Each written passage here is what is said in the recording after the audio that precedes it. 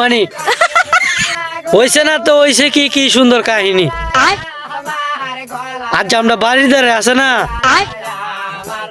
মানে আমরা ঘরের পিছনে এই মোতালেব কাকার বাড়িতে আজকে মিলাদ মাহফিল হয়েছে। তাই তো আজকে এই যে কি দিয়েছে আমাদেরকে দেখেন, জিলাপি। জিলাপি।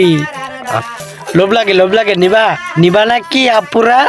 সুন্দরী সুন্দরী আপুরা, এই যে জিলাপি, কি সুন্দর জিলাপি, এই যে দেখছো।